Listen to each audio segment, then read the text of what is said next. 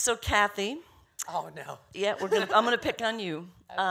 Let's see. So of the Dombrowski clan, of the women in that family, Nana was definitely the peanut butter to the Wonder Bread, in my opinion. I am definitely the N in the PB&J. Yes. But, yeah, love Nana, huh? Yeah. So what did you see when you read the script the first time? When Geremy first sent me the script, these guys all, really paid their dues and went up to the Sundance Labs, and she sat in a closet for 2 years trying to rap. I said, Danielle, can you sing? Oh, no, I don't think so. They put in so much time, but I had the privilege of working with Geremy previously on his first short that he directed and wrote. And so we all went down to Mexico and hadn't met him yet. And I kind of just stood back, and when I got to the set, he was directing this circus, and I literally mean a circus. Not with elephants, but like a circus. And I just watched him, and just visually, and what he sent me on that short is what got me on a plane, because I have a tendency, to be lazy. So I don't like doing things, I just like staying home. So I just watched him cinematically, visually, his camera movements and what he wanted and how precise he was. And he kept looking at me while we were doing like other scenes and stuff. And I was like, what's up with you? He was like, you're perfect for this role I'm writing. I was like, okay, good. And then he said, he called me, it was almost to the year. He said, Cathy, I'm done with the script. Can I send it to you? I said, that's a good idea. Then I can read it. And I read it, and I read it again. Then I had to go back and I had to read it again, because every now and then you come across something that that just hits you a certain way. And for me, this hit me a certain way. The dynamic between the three women in the movie, the loss that everybody has gone through, the dynamic, the underdog. And I fell madly in love with it. So when he called me up, did you like it? And I told him no, and there was just silence. I said, I loved it. And he said, well, will you do it? I said, I'll do anything for you, Geremy. I said, but this one I have to do. He said, I can't pay you. I said, what else is new? And that was it. They went to Kmart, got me a sweatsuit and a little gray wig. And a wheelchair. And a wheelchair. Not a very good one, I might add. Nothing but the best for you, apparently. Nothing but the best for Nana. But it was a privilege and an honor doing this movie, because it's the dynamic. I mean, never met anybody. Bridget Everett, who is just this supreme powerhouse who I kind of privately stalked. Plays Barb. Mamadou, who is Mr. Yell, Mr. Method Man. Sid, who's just, okay, I'll try it, who plays Jerry. And when I first met Danielle, she walked in and I saw her face. I was like, that's Nana's superstar. That's it. Yeah. We got a home run here. That's for sure. Well, giving him the no, that's very Nana.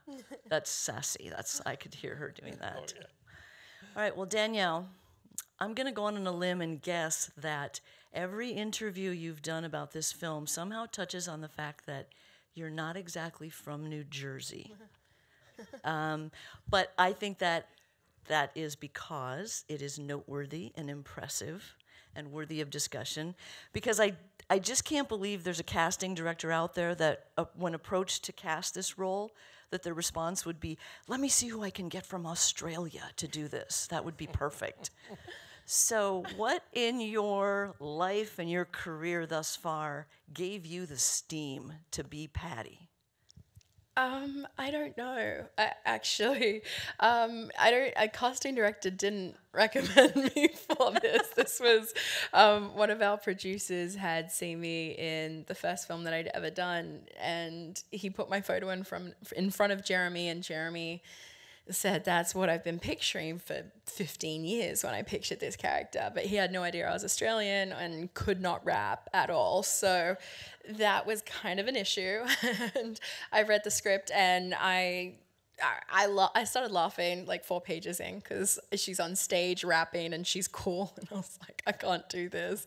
But I spoke to him on the phone and we talked about it. And I said, I love this script and I really, really want to do it. But I can't rap and I don't know Jersey and I'm not cool and I might fail. And he just kind of had this belief in me, which says so much to him.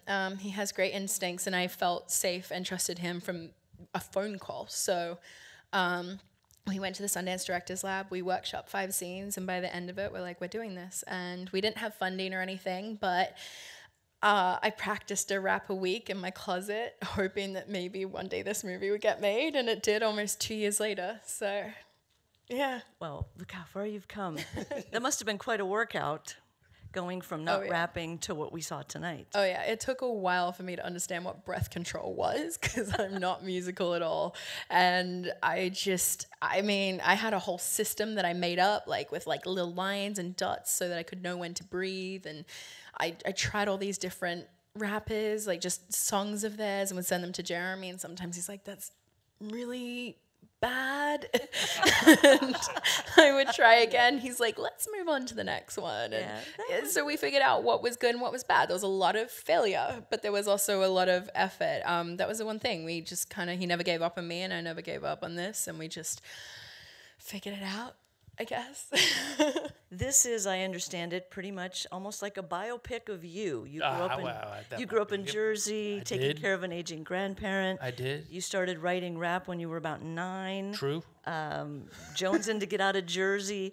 Yep. So when it came to, I'm going to put this story down, I'm going to tell this story, why did you choose to make your lead a young lady instead of, for example, a young man like yourself? The idea for the film started with the character. Way before I was going to be, I'm going to channel my experiences into this film. That came later. The idea of Patricia Dombrowski, from around where I grew up in New Jersey, kind of striving to be a rapper. It just popped into my brain when I was 23 and living in Jersey, working a crappy catering job. I was driving around with my friend, and we were listening to Hot 97 like we did, and all you do is drive around in New Jersey. There was nothing to do.